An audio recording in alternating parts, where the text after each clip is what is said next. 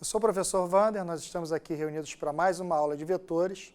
Na aula de hoje, nós vamos aprender um método, um algoritmo que vai determinar as coordenadas do produto vetorial.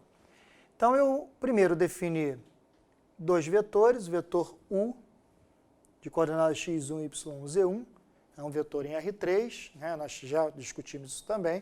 O produto vetorial ele só faz sentido se for em R3. Coordenadas do vetor V, x2, y2, z2.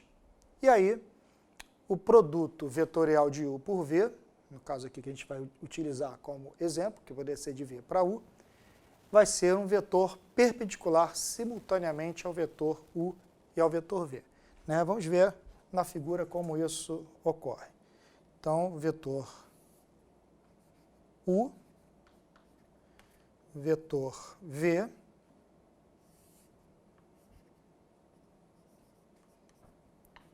formando um ângulo θ. E aí eu tenho, primeiro, que esse vetor que eu estou buscando, a direção dele é uma direção perpendicular simultaneamente ao vetor U e V, né? Essa reta é única. E o sentido, nós vimos na aula passada também, no caso aqui de U para V, você vai imaginar a sua mão em cima do vetor U e o movimento de U para V, e o dedão vai indicar o sentido desse produto vetorial. No caso aqui, no nosso exemplo, vai ser de baixo para cima.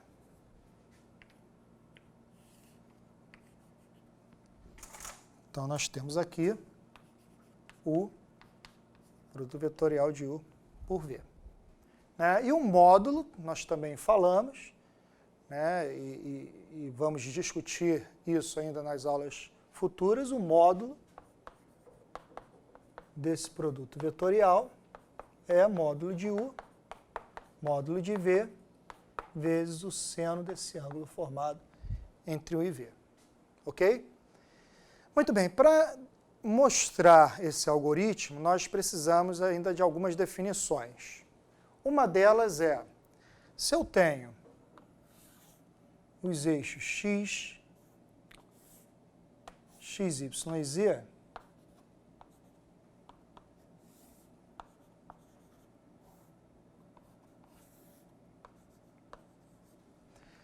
eu posso definir vetores unitários, ou seja, que o tamanho seja 1, que indique o sentido desses eixos.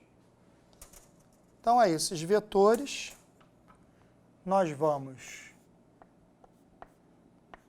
batizar de I, referente ao eixo X,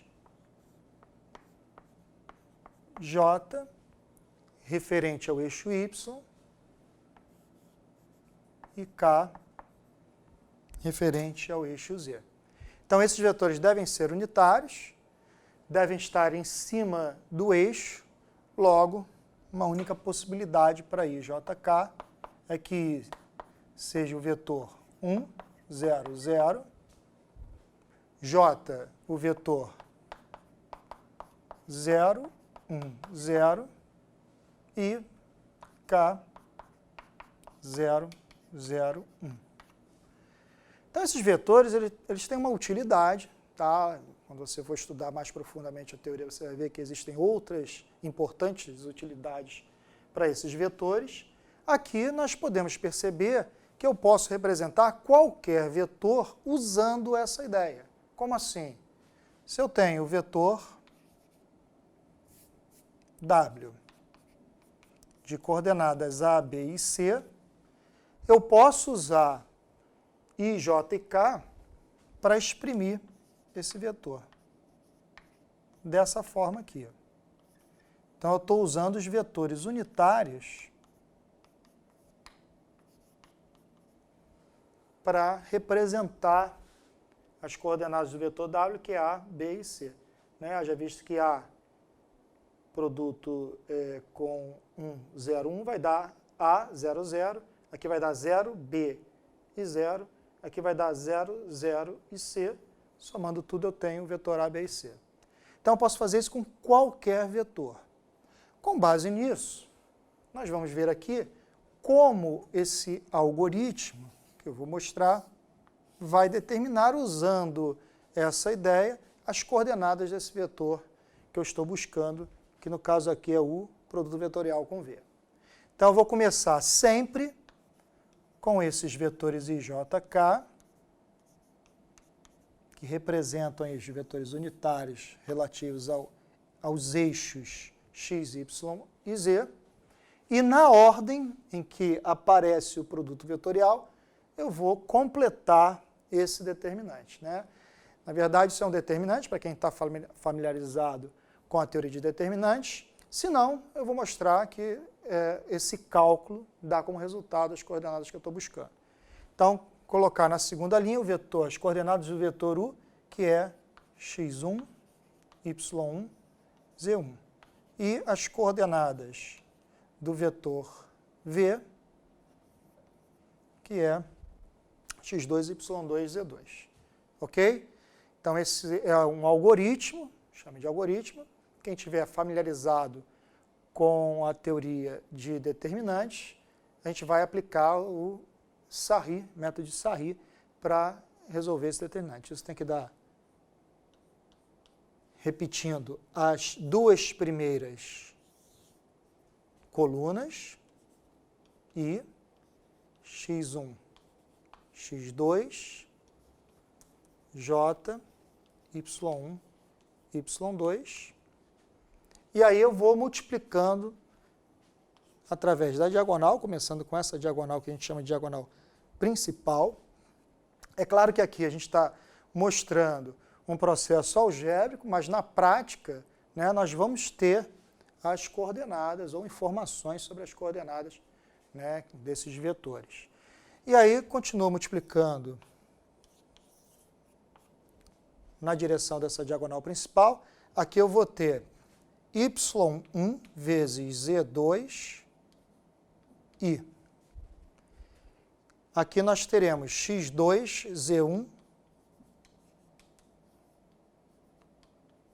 j. Aqui teremos x1, y2, k. Agora, nós vamos fazer a mesma coisa partindo nessa diagonal que a gente batiza de diagonal secundária. Né? Esses produtos que nós vamos realizar aqui, nós vamos ter que trocar os sinais. Então, ficaria x2y1k, troca o sinal, menos x2y1k. E assim sucessivamente. y2 z1 i e x1 z2 j. Ok? Agora nós vamos agrupar os termos que apresentam i, que apresentam j, que apresentam k. Então teríamos o seguinte: y1 z2 com menos y2 z1. Eu vou colocar já o i em evidência, tá? Escrevendo dessa forma. Fazendo a mesma coisa com o j, vai ficar x2 z1 j com menos x1 z2. Isso, j. E, finalmente, o k, que dá x1 y2 menos x2 y1 k. Né? Então, consegui aí uma expressão, né, que, na verdade, gera as coordenadas do vetor. As coordenadas do vetor serão y1 z2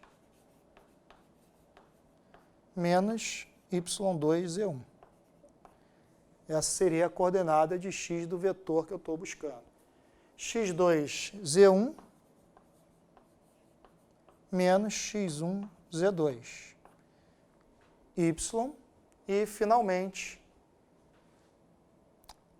x1y2 menos x2y1. Ok? Então, essas são as coordenadas do vetor que eu estou buscando. Muito bem. Vamos ver um exemplo a respeito, né, de como encontrar. Vou ver um exemplo dando as coordenadas do vetor.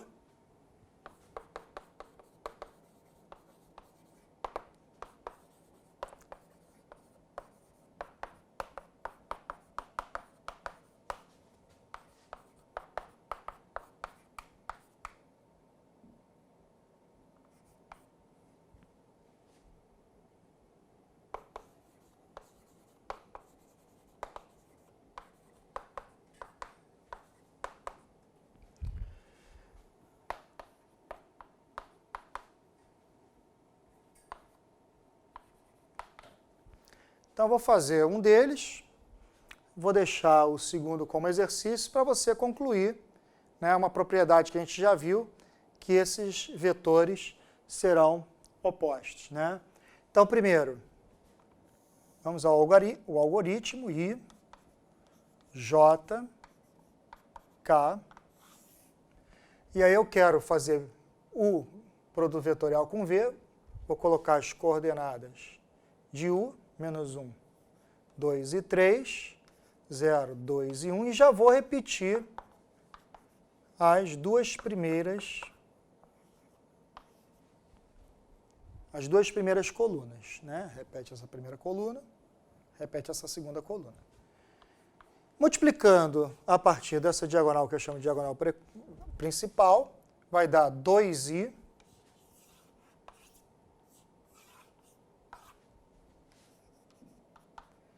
mais 0j, sim, nós vamos deixar indicado como 0j, sim, esse produto dá zero, mas a gente vai deixar como 0j, porque isso pode apresentar uma das coordenadas que eu estou buscando. Menos 2k. Agora, vamos partir dessa diagonal, que a gente chama de diagonal secundária, 0k, completar aqui,